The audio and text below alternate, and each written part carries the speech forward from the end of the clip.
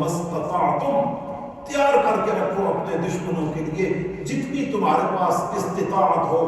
من قوت، طاقت، ومن رباط الخیل، اور گھوڑوں کو لڑائی کے لیے بھگانا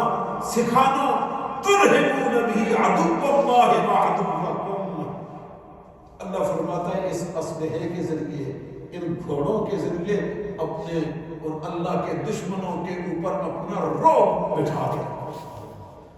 رعب ڈالو ان پہ، کہ ان پر تمہارا رعب طاری ہو، تمہارے اسلحے کو دیکھ کر، تمہاری جنگی تیاری کو دیکھ کر۔ وآخرین من دونہ،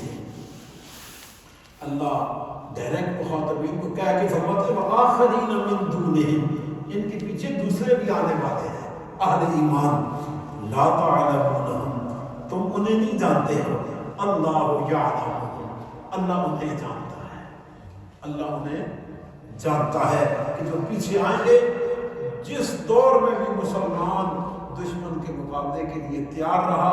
مسلمان کو کوئی تکلیف نہیں پہنچا سکا۔ آج جتنے عرب ممالک پٹ گئے ہیں نا، اس کی وجہ ایک ہی تھی کہ انہوں نے تیاری کوئی نہیں کی ہوئی تھی۔ عراق، شام، لیبیا، یہ سارے عیاشیوں پہ لگے رہے، پیسہ رب نے دیا ہوا تھا،